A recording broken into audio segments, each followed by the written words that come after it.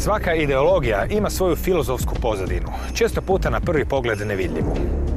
Obično prvo postaju vidljivije njene posljedice, no ako se znade gdje i što tražiti, tada postaju vidljivi i sustavi i razmišljanja koji kasnije dovode do vidljivih zahvata. Suvremeno doba neoliberalizma i globalizacije raste ispred naših očiju. Kamo ono vodi? Odgovor na to pitanje možda se može naći u konceptima poput tehnokracija, transhumanizam, postindustrijsko društvo, postdemokratsko društvo. Iz tih naizgled apstraktnih koncepata moguće je da je proizlaze mnoge vidljive i naizgled nepovezane posljedice, poput GMO-a, kemijskih tragova, morgelona, geoinženjeringa, centralizacije financijskih i političkih moći u svijetu. Iz čega bi slijedilo da negdje u korijenu nisu toliko povezane. Jedan pogled na svijet tehnokracije i transhumanizma nudi poznati svjetski istraživač i aktivist i autor filmova Krešimir Mišak. I to ovdje, na rubu znanosti.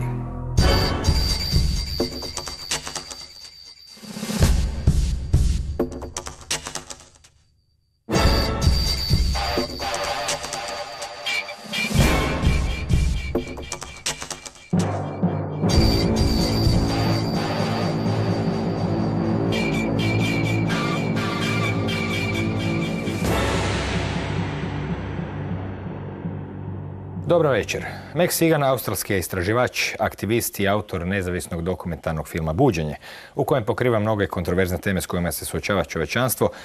Mnogo od njih danas se može okupiti pod zajedničkim nazivnikom, koji pak ima razne imena. Jedno od njih, jednako uobičajeno kao i ostala, jest korporatizam. Što je korporatizam, koji mu je cilj, kad je i kako stvoren? Well, corporatism in its current form was actually created around 1302 by a pope called Pope Boniface. Of course, we had a system of control that was in place a good many years before that, but the current corporate system that we now have was created by Pope Boniface in the year 1302 with the creation of the first express trust, which was called the Unum Sanctum Trust. This was a trust by which the Vatican basically claimed control of the earth. After it created the Unum Sanctum Trust, over the period of the next around about 175 years, it also created 3 more express trusts. The first one was called Pontifex Romanus. It's either Pontifex Romanus or Romanus Pontifex. I always get them mixed up. But that trust basically claimed control of all property on the earth. The next trust it created was called the Attorney Regis Trust, which claimed control of all private property. And then the next trust was called Convocation, which claimed control of everybody's soul. And this is when we saw the introduction of birth certificates and all of this sort of stuff, and we saw the corporate structure that now controls the world was actually put into place. And it's been an ongoing progression since that time. And it's been going out right across Europe. It established the Crown Corporation in London, which it's set up basically to control the global financial system. It controls the global spiritual system through the Vatican, and it's kind of merged its tentacles out from there. But that's when the current system that we're sort of enslaved to was put in place. Ako je naša, znači, početna teza da postoji svjetska neka korporatistička struktura, koliko je danas daleko odmakla u svojoj nekakvoj realizaciji te ideje u svjetskoj korporatističkoj državi? Spominjete ponekad da su i države danas tek korporacije, ništa više od toga. Well, states are only corporations. I mean, obviously it's a very ongoing process and it's a very long, time-consuming process to take over the world by means of corporatism. But that's basically what we're seeing. They've done it through the implementation of the central banking systems is how they've done it. That's what they've managed to do in each country. What we see now with the war on terror is actually a bold move to go and put these banking systems in place in all sorts of countries, because the axis of evil that was named by George W. Bush when he started his war on terror was actually every country that doesn't have a central bank. So that's how they've done it. They've gone out and they've set up these central banking systems, and these are basically enslaving all the countries to debt, and all of this debt comes from the one source. It's all fictional, it's all contrived. We've seen what happened here in the Balkans. We've seen the system that you currently, or that you used to have here, the Yugoslavian system, the financial system, was a very stable, very secure, very honest monetary system. But we saw that collapse with the Balkan conflict, and we've seen all the countries that came out of the Balkan conflict imposed with their own central banks. And the one country that attempted to stay out of the EU, Croatia, now being forced into a situation of financial collapse where it's being forced to join the EU. So that's basically the mechanism that they've used to do it, and it's a very slow process. But that is what some people would term the New World Order, the Illuminati, the global system, whatever people want to call it. It's really a global corporation that's being put in place. Well, it's the corporate system that is being used to control everybody within the system anyway. Piramida političkih struktura je danas dosta jasno vidljiva, isto tako više nisu nepoznate niti mnoge analize financijskog svjetskog sustava. No također je zamjetno da postoji cijeli niz djelatnosti koje su na nekakvom rubu prihvaćanja. Očigledno su pred očima, ljudi se zbivaju, međutim opet na neki način su kao u nekoj zoni sumraka. Stalno se vode rasprave, postoji li to, ne postoji li, a baš su upravo te metode i djelovanja čini se najdirektnije vezane uz samog čovjeka, uz njegovo tijelo, uz njegove biološki i kemijski ustroj. Pa mogli bi se malo proći kroz taj sektor sredstava kojima se pokušava kontrolirati ljudska percepcija, zdravlje i slično. Mnogi ljudi na neki način i autori spominju elektromagnetsku kontrolu, što nam danas nije strano. Svako je na neki način opremljen elektronski i tako. Otkuda biste vi krenuli kada bismo popričali o svim tim kemijskim, biološkim i elektronskim načinima invazije na čovjeka i možda je baš elektromagnetska kontrola dobro mjesto za početi? Look, it's difficult to find a place to start. It's such a huge spectrum of control that's in place. You know, that the human consciousness and human society and the human species in general has been bombarded from so many different directions. But of course, electromagnetism is a huge part of it. I mean, when you look at your body, you are basically an electromagnetic being. You're an electrical being even more than you are a biological being. Your body, for example, is 85% water. The chemical makeup of your body is actually quite small, around about 15% of your body makeup. The rest of it is just water. Everything you experience within this biological computer that we call the human body is an electromagnetic experience. The fact that you can hear me talking to you, these are simply vibrations picked up by your eardrums that are sent down a series of neurons and wires and nerve fibers that are interpreted by the brain as electromagnetic signals. Touching the table and feeling the sensation of touch is an electromagnetic signal.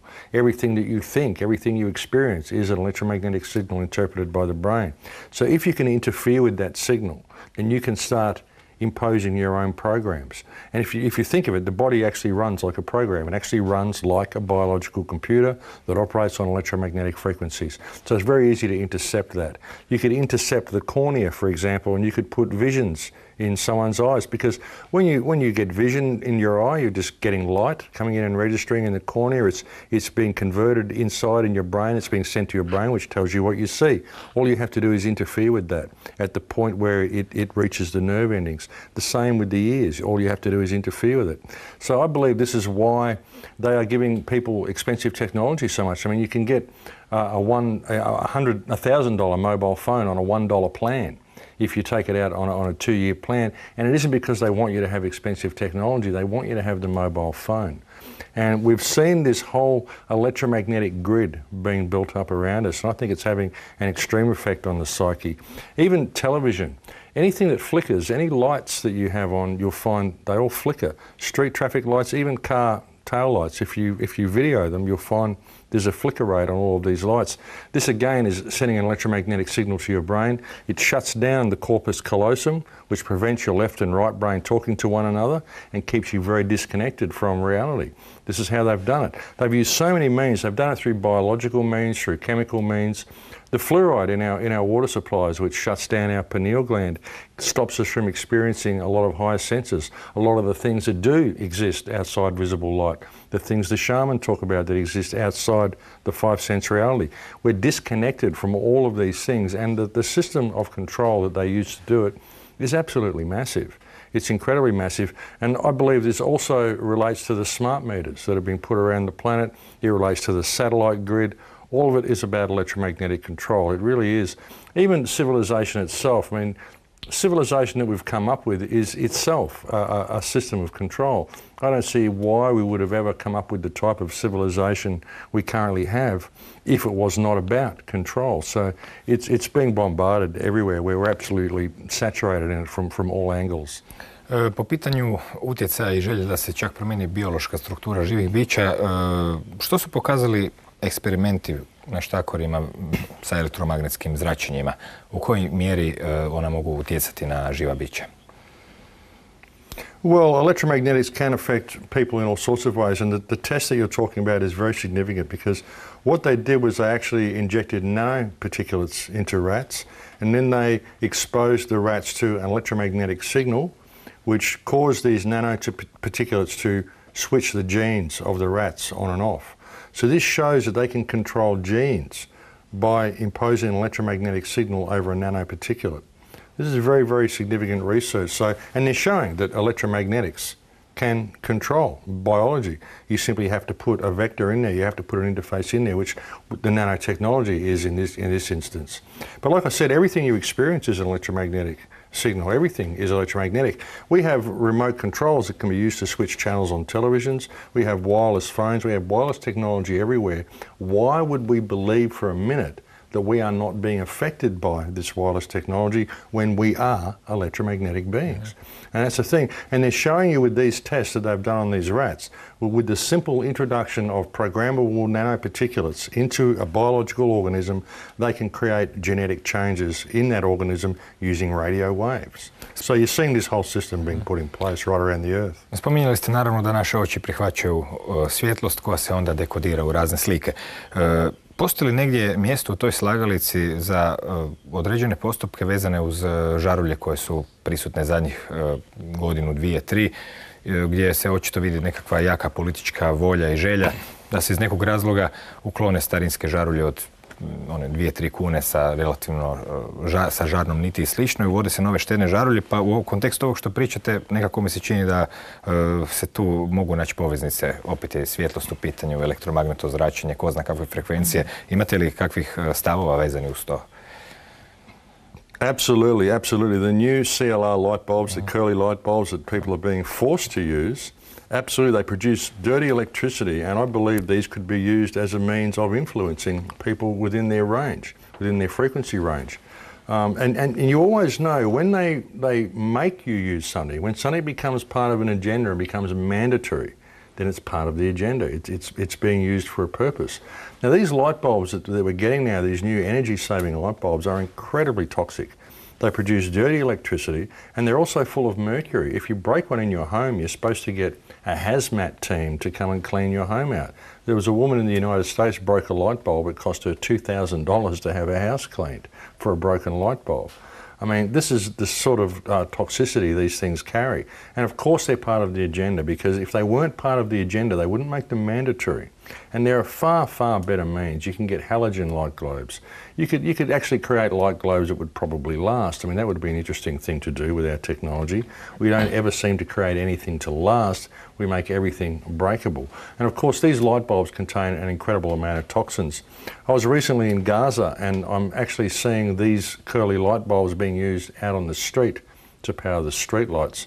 I'm seeing them being thrown on rubbish tips and just being left there to break and go into the environment. So they're going to cause an enormous amount of damage, and I believe they are affecting us electromagnetically, and I would suggest this is why the smart meter grid is being put in place as well. We're seeing this right around the planet, and this isn't just to read what's going on in your house. These are big wireless electromagnetic grids that are being put in place. And again, as I've said, we are an electromagnetic being, so we need to pay attention to what's being put around us. Zadnjih godina se čak povelo nešto rasprave o jednoj pojavi koja je itekako vidljiva svima, dovoljno samo da pogledaju u nebo. Naravno, riječ je o tragovima oko kojih se vode rasprave. Jesu li to kemijski tragovi ili su to kondenzacijski tragovi, pa se tako i zovu contrailovi, chemtrailovi i slično. Međutim, svatko, a to nije teško provjeriti, ko si ikad dao malo truda, ako promatrate tragove koji se prostiru u nekim mrežama s kraja na kraj horizonta, može uočiti kako se oni zapravo satima, vremenska komponenta je bitna, satima polako šire dok se ne pretvori u bijelu maglicu koja prekrije cijelo nebo. To ovako govorim opisno jer je doista lako svakom provjeriti tko iziđe i ponekad baci pogled na nebo. I znači u tom slučaju zdravim razumom možemo odbaciti ideje o kondenzacijskim tragovima koji inače ostaju iza zrakoplova u nekim okolnostima možda malo duže, ali prije ili kasnije kao vodena para nestanu, daleko od toga da se mogu širiti i prekrivati cijelo nebo jednom bijelom maglicom. E sad, ti chemtrailovi su vidljivi na jednoj razini postoje rasprave jesu li oni doista tragovi uobičajeni aviona ili nešto novo na nebu u zadnjih 10 godina, a onda neki ljudi idu korak dalje pa se pitaju čemu oni služe, što je nađeno u njima i zbog čega se uopće radi takva operacija masivnih razmjera. Kako je vaše mišljenje o tome? Well, look, they're definitely spraying chemicals in the skies, and the governments even admit this. I mean, there's been debate about whether these are simply jet exhausts or whether there's actual spraying going on many circles for a very long time. But the government is actually admitting that they're spraying now. You can look up the National Study for Geoengineering that was released by the UK House of Commons. They admit that they're doing it. They call it geoengineering or climate remediation. They claim that it's being done to protect us from global warming. Anthropogenic global warming, which I don't, that's a whole nother show. Anthropogenic global warming, I don't buy into that at all. But what we're seeing with these trails is, like you say, massive amounts of chemical spraying going on in the sky. When I was a child, these jets didn't leave contrails like this. They didn't leave these huge streaks across the sky, so something's changed. What has changed? Well, what we're doing is we're looking at soil samples, we're looking at water samples, and we're also looking at tissue samples and blood samples and urine samples from people. And we're finding elevated amounts of barium, aluminium and strontium in samples that we're getting from everywhere. And something else that we're finding is nanoparticulates in these samples.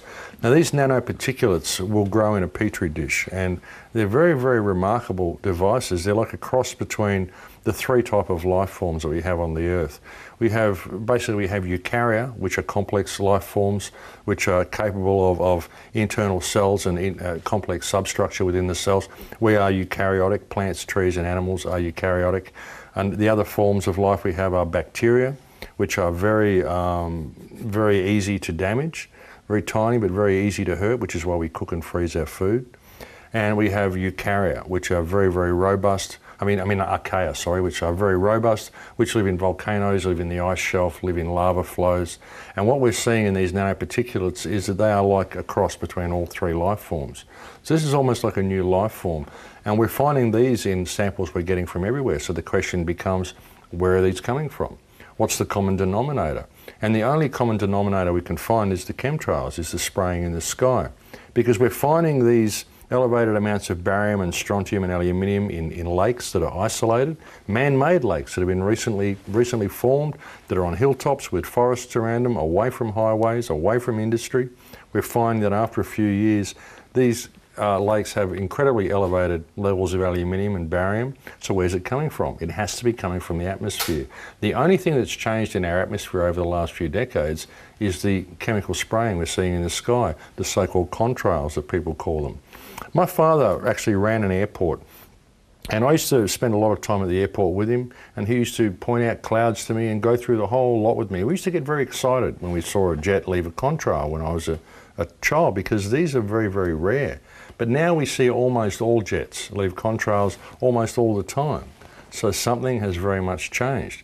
And I believe that this is where we're finding all of these things coming from. I believe that it is real. And like I said, governments are admitting it themselves that they're spraying. The question is, do you believe what they're telling you about why they're spraying?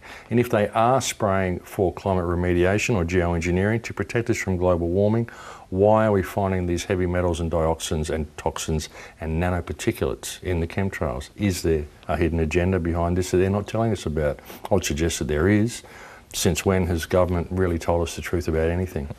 Kada pričamo o nanočesticama i općenito toj nekakvoj novoj vrsti tehnologije još nedovoljno prepoznatoj, zadnjih nekakvih 5-6 godina, možda i duže, se počeo pojavljivati jedan pojam za kojeg sam ispočetka čuo u knjigama s one strane oceana. To je pojam morgelona, jedne neobične bolesti. Međutim, u zadnjih pola godine, godinu, na moju žalost i neugodno iznenađenje, nazvalo me nekoliko stvarno ljudi zabrinutih iz Rijeke, bilo je slučajeva iz Novog Sada i drugdje, koji su opisivali slične simptome te pojave za koju zapravo se danas nekako čak malo izmiče klasifikaciji. Očigledno da bi se tu možda moglo raditi o nekakvoj nanotehnologiji zbog nekih specifičnih karakteristika. Kako biste vi ukratko opisali što su to morgeloni, neki zovu to bolešću morgelons, i kako se manifestiraju za početak? Morgellons is like lesions or sores that people are getting on their skin. They're like open sores, and they're finding that they're weeping and they're exuding fibres. Some people are actually finding very, very tiny metallic devices in there as well. What we're seeing if we take these fibres out and put them under a microscope is exactly what I'm growing in petri dishes.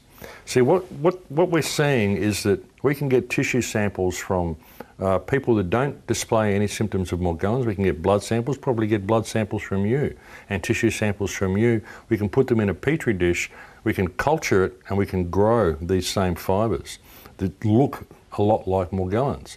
So what it would appear is that Morgellons is people who their bodies are rejecting the nanoparticulates that are coming down in the chemtrails, whereas most people seem to be integrating these nanoparticulates. Most of us are integrating them because they're in everything. I mean, if they're being sprayed in chemicals in the sky, then they're in everything. And they even tell you what they want to do. They tell you that they wish to merge humankind with machine. There was recently a film that came out called Transcendent Man by a man called Ray Kurzweil. He talked about how he wishes to merge humankind with machine, and they intend to do it with nanotechnology. They say that soon nanotechnology will infuse everything, all the rocks, the trees, the plants, everything will be infused with intelligent nanotechnology. Well, if they intend to do this, how do they intend to do it? What would be the delivery system?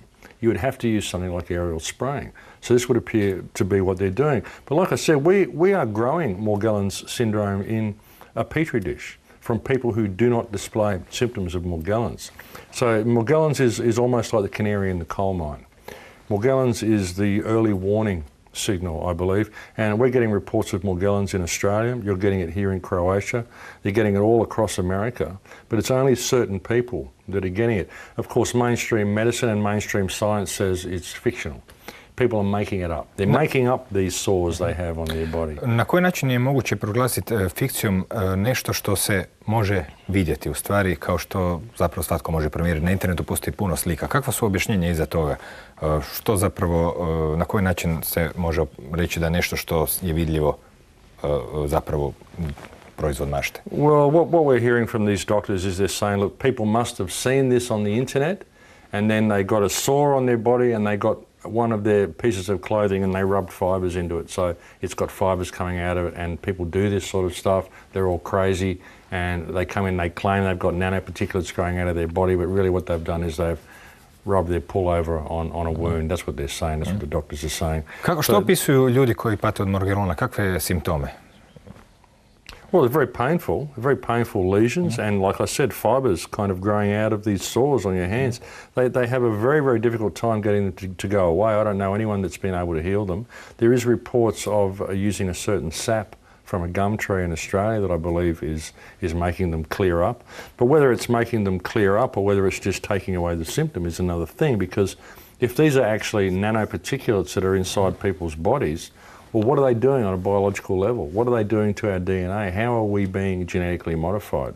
And that's what appears to be happening, is that the entire planet and every body and everything on it is being genetically modified by the people at the top, who we would term the elite.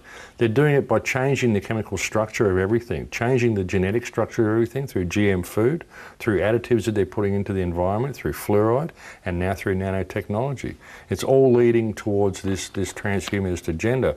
And it's really quite interesting. And Morgellons is the giveaway. Morgellons is the real giveaway, because like I said, you can grow this in a petri dish. And when you look at the GM agenda and you look at the chemtrails and you look at HAARP and you look at the electromagnetic grid that's being put in place, none of it really makes a lot of sense by itself. But when you consider the possibility that chemtrails contain programmable nanoparticulates, then it all falls into place, it all makes sense.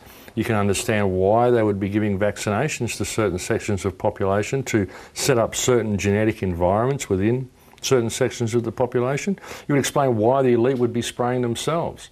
That's a big question people always ask. If chemtrails are real, why would they be spraying themselves? Well, it's because they want nanotechnology, they want transhumanism. But what genetic environments are they setting up within themselves, which is different to what they're setting up within the general population?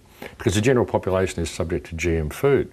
we're subject to electromagnetic distortion and frequencies. We're subject to all of these smart light bulbs that they're putting everywhere, all of the grid that they're putting in place. We are exposed to more things and different things to what they are exposed to. So it explains why they would be doing it all this way. And it's a piece of the puzzle that makes all the rest of it suddenly make sense if you consider the possibility that these nanoparticulates are actually there in the spraying.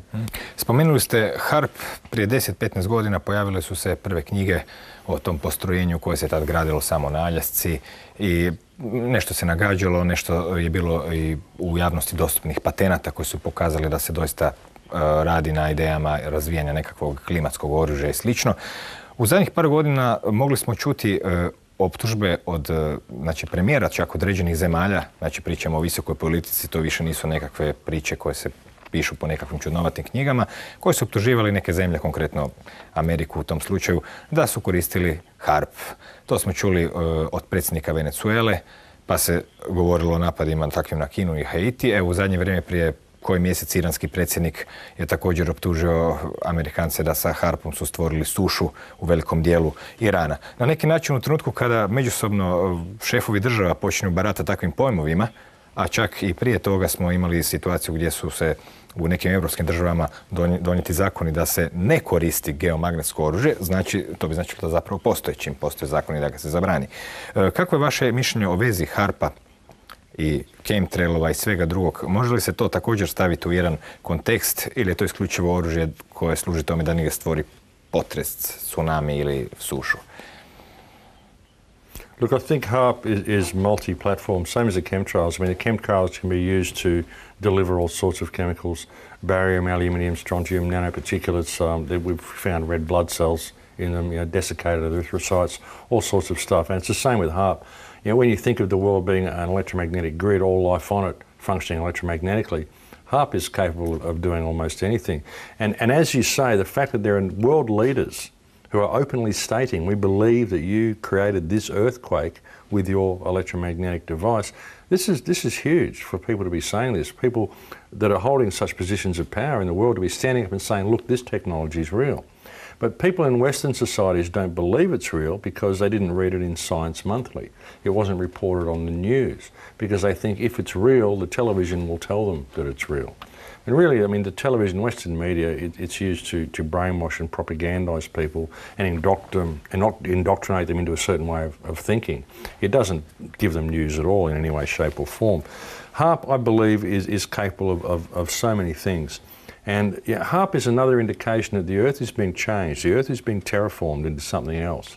The environment is being changed, the genetic environment is being changed, all of it is being changed right under our noses, and we're not really paying attention because we're too caught up in the television.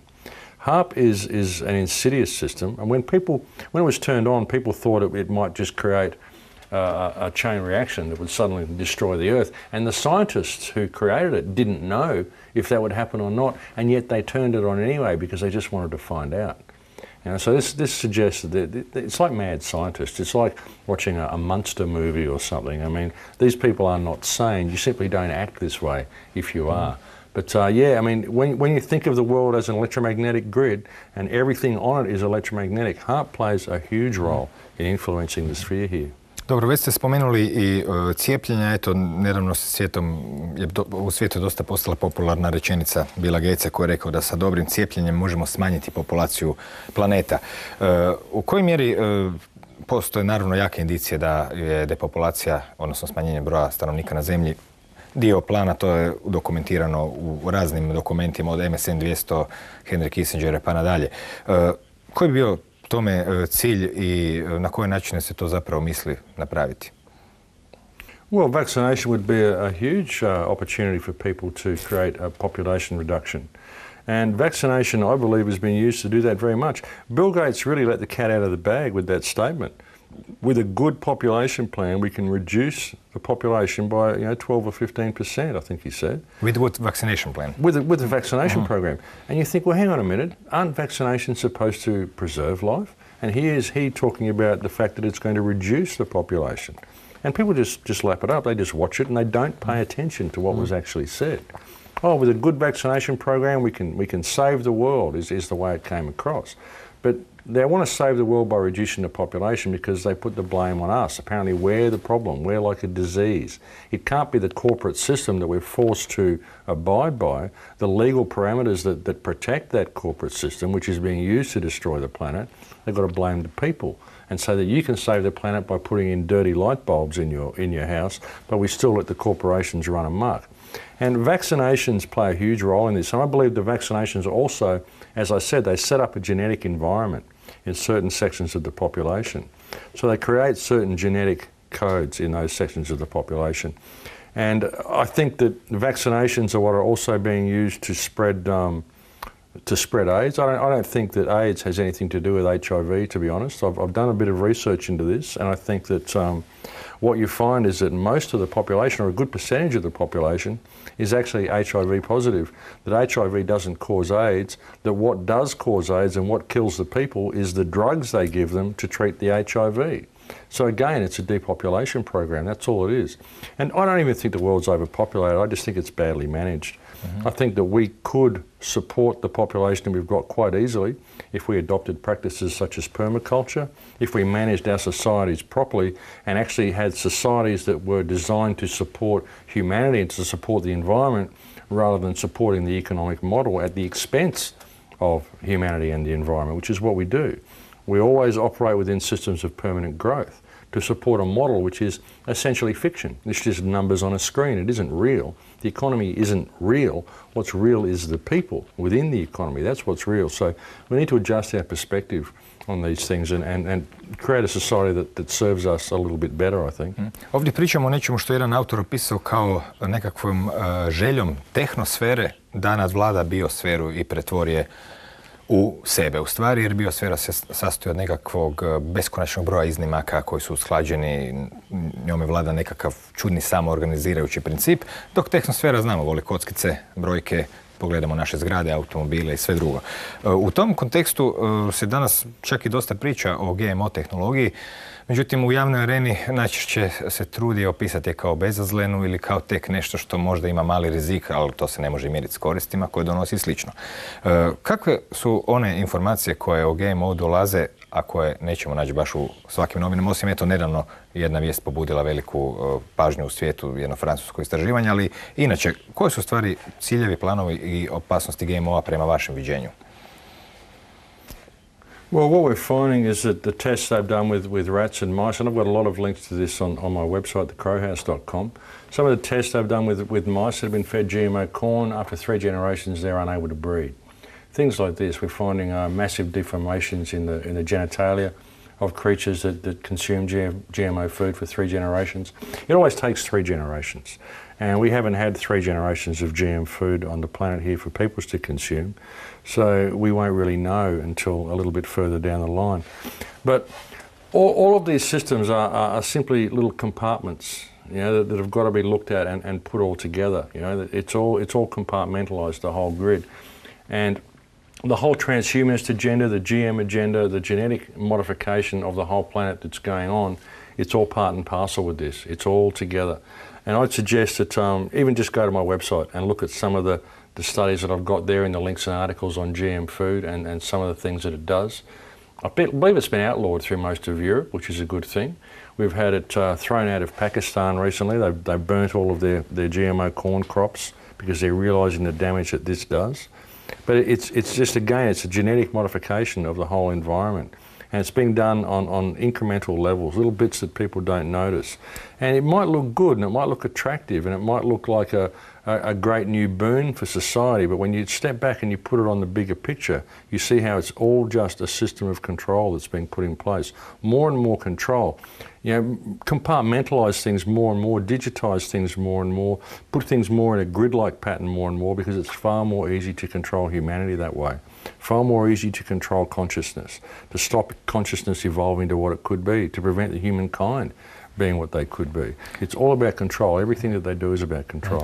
Postoji cijela filozofska pozadina iza korporatizma ili novog svjetskog poretka o čemu pričamo i uvijek je zamotano u neke tajanstvene pojmove za koje danas već možemo čuti kako ih izgovaraju nekakvi vrhunski svjetski priznati, ne znam, filozofi, znanstvenici, pa čak i političari koji imaju nekakvu kao širu znanstvenu podlogu. Recimo, jedan od njih je vrlo popularan smjer transhumanizma kojeg ste spomenuli. Znači nešto što nadilazi ljudski rod. Potom imamo pojam postdemokratskog društva.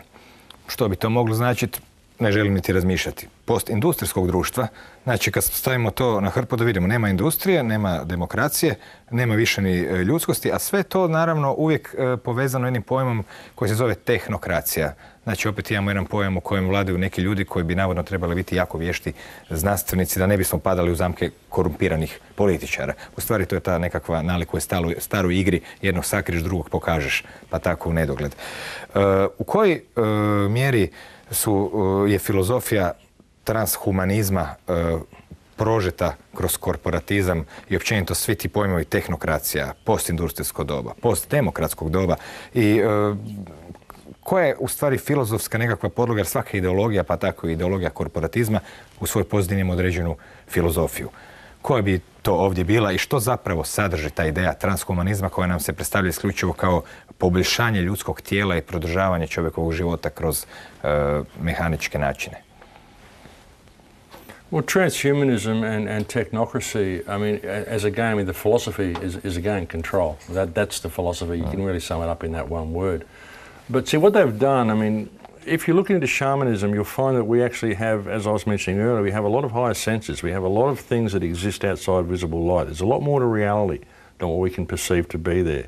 And what they've done is they've limited our understanding of what's actually there by keeping us locked into a left brain education, shutting down our corpus callosum, feeding us biologically inferior products which have shut down our pineal gland and locked down our senses. And so we can't access all of these higher realms. And so then what they do is they bring us technology to replace these higher senses. It's like if you're a Lamborghini driver and I want to sell you my Honda, you're not likely to buy my Honda from me unless I come and steal your Lamborghini first. And then if you've got to get to work, well, you're probably going to buy my Honda. And that's what they've done. They've stolen our Lamborghini and they're trying to sell us their Honda. And we're all buying into it. For the most part, people are buying into it. They think technology is wonderful. They think technocracy is wonderful. But really, it's a dehumanization of humankind. It's almost like the birth of a new human, the transhuman, where technology and biology is merged together. And that might seem like a good thing to people, but if you're able to communicate to your friends telepathically through technology so you don't need to pick up your mobile phone anymore, what it essentially means is that your thoughts are being monitored. You know, so this is a way of monitoring the human system. It's a way of interfering with the human system, with the human biology. And if you think of the human body as a biological computer, it's also a way of hardwiring a back door into the body computer. So therefore you can control it any way you want. You can send signals to and fro. Even people that have microchips, they can go past a microchip scanner and they can get read and they can write to the chip on that scanner as well. So they can write new information to these chips that people are getting put into them. So what information are they putting in there? What programs are being run? Would you be able to put an element within a chip which would cause people to spontaneously have a heart attack at 65 when they've outlived their usefulness? I mean, there's all sorts of possibilities that could be incorporated into transhumanism. And I believe that the way transhumanism is being implemented is from the inside out. A lot of people think, oh, it's going to be microchips, it's going to be plantons, it's going to be add-ons, eye patches, earpieces, all this sort of stuff like the Borg, like we see on television. But what if there's another way? What if they can do it by introducing nanotechnology and a specific genetic environment into the system, and they can change you from the inside out, recode your DNA? There's things that we're finding in some of these samples that we're in the Morgellons dishes that we're growing. We're finding things called nanoarrays. Nanoarrays are devices which are used for hybridizing DNA. So this is what's going on. This is the transhumanist agenda, is to merge man with machine and create basically the Borg is what they're talking about. They want to create a race like the Borg. Even in the film Transcendent Man, they talked about when we actually go to space, what we will be doing is sending out nanotechnology infused with artificial intelligence so it can go out and harness other things out in the universe to improve the overall intelligence of man. What they're talking about is sending nanoparticulates out there to assimilate the rest of the universe so it all becomes us, so we become this machine god that the transhumanist believes we should become. I believe that we are perfection anyway. We are capable of so many things. Reality could be very, very different from what it is if we were left our own devices, if we were allowed to use our imagination properly, if our education system actually educated rather than indoctrinated. The world could be very, very different.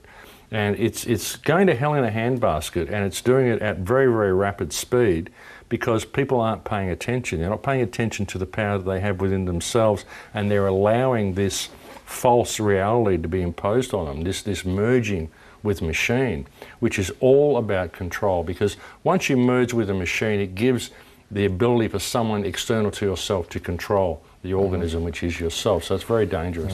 Tu postoji jedan novi pojam koji možemo staviti kao dobar opis, a to je mentalitet roja.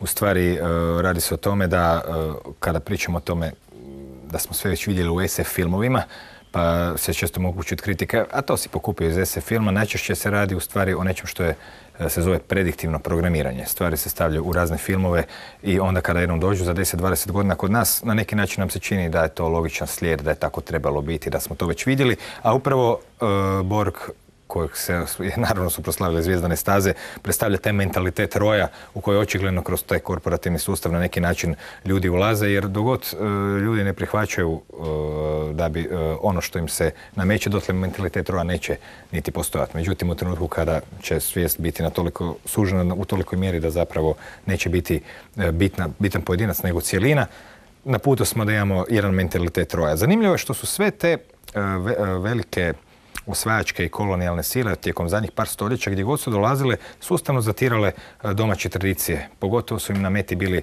lokalni, da tako kažemo, stručnjaci, lokalni znanstvenici zvani šamani. Što su to šamani imali da su bili takav trn u oku engleskim, portugalskim, španjolskim, nizozemskim i svim drugim kolonizatorima, koji su u stvari neka vrsta, neću reći preteče, nego korporatista onog doba? Well, the thing is, really, when you look at this corporate system that controls us, I mean, the rabbit hole goes so deep. If we were to even just dismantle this system and bring down the banking cartels, have mass arrests like some people are talking about, change the money system, you know, it's still not going to really change things, because when you really start going down the rabbit hole and look at how disconnected from the earth we actually are, we see that it's almost an insurmountable hurdle to get us back to what we should be. What you find in the shamanistic traditions is that they still have this connection to earth. I was recently in South America, and I did a series of ayahuasca ceremonies in South America at a place called Tierra. And what I got from those ceremonies was a massive connection to the Earth Mother, massive, absolutely incredible. And when you see the system that we've got, the structure of our society, it's very mechanical, it's very machine-like, it's very disconnected from what we are as natural human beings. And so this is why the shamanistic traditions were such a threat to this society. This is why the Crown Corporation, the Vatican system, went to such an extraordinary amount of effort to wipe these cultures out. You know, they created the pirates, they created the East India Trading Company that went out, and when it found these shamanistic cultures, it decimated them. And to even talk about paganism or pantheism or the knowledge of the plants was punishable by death, because this is the biggest threat to this system that is faced. One of the last areas that we still have this knowledge is in the upper reaches of the Amazon, in Peru and the upper reaches of Brazil. And I think it's imperative that we preserve this culture, because the restoration of shamanistic traditions is what could save the earth. It really could. And like I said, the disconnection that we have from the earth is so massive that people would not even believe how reality actually works, were it to jump over and hit them in the face. It's very, very different to what we actually think.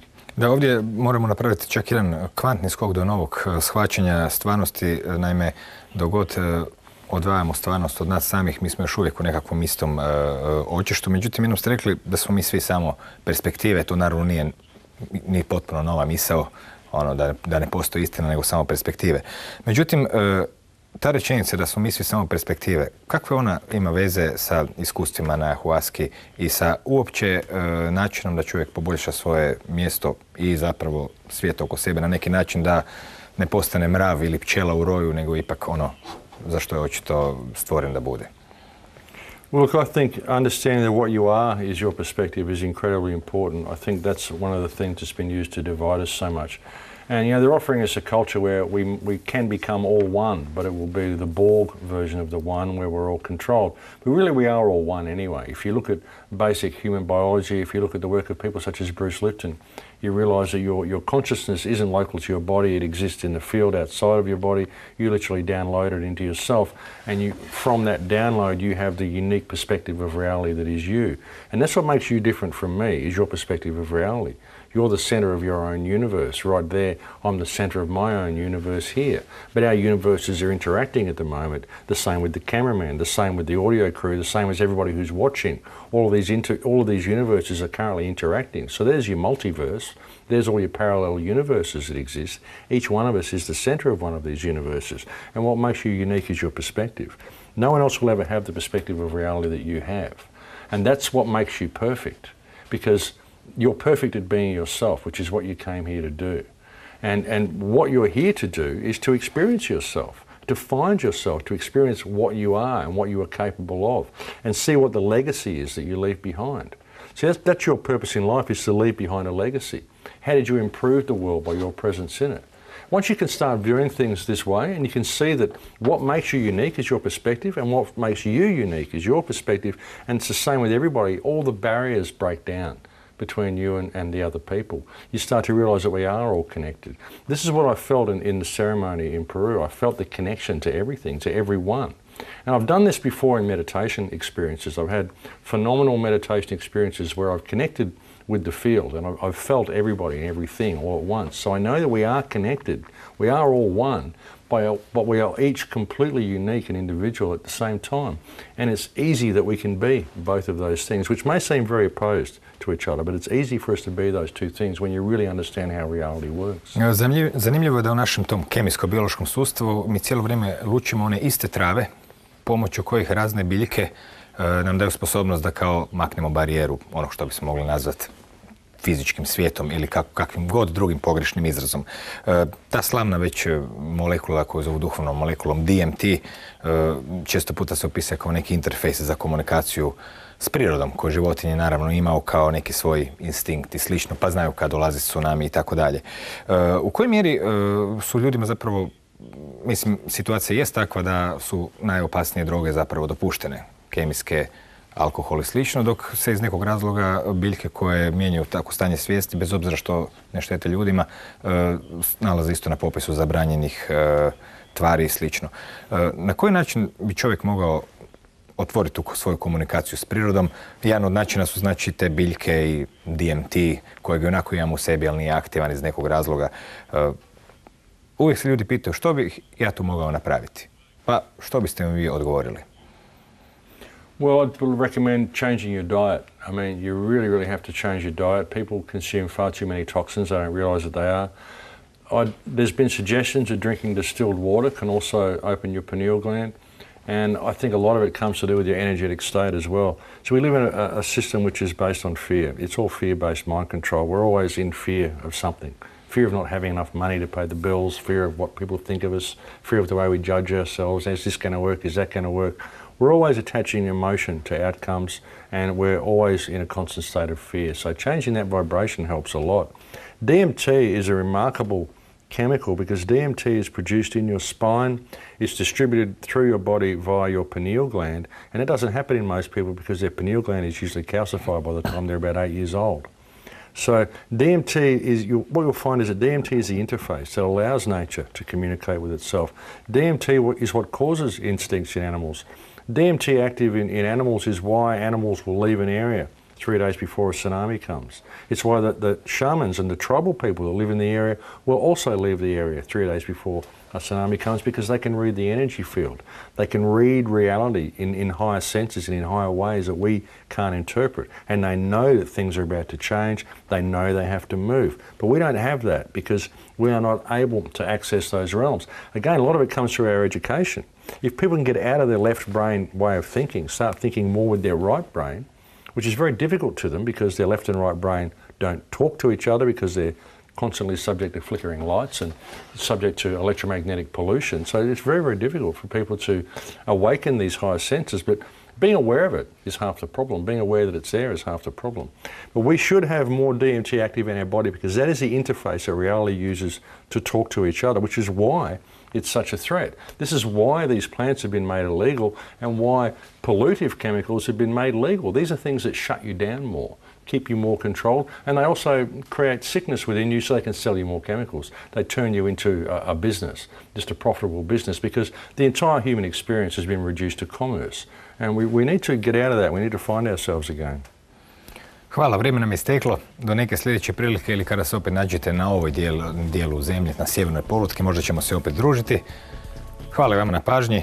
Hvala još jednom Meksu Iganu u svijetu iluzionista i programera percepcije stvarnosti. Svakako je zdravo ponekad protresti glavu, postaviti koje suvislo ili možda nesuvislo pitanje, ne biti zadovoljan dok se ne pribavi cjeloviti odgovor i slično, kakav god on bio, jer kako kažu stare knjige, istina ćete osloboditi, a neke nove dodaju tome da ćete možda prvo i naljutiti. A u korijenu svega ipak se krije oslobađajuća spoznaja da je svatko nas tek perspektiva. Korisnik jednog iskustva, istovremeno njegov sustvaratelj, dakle ne treba ići daleko, a sada laku noć.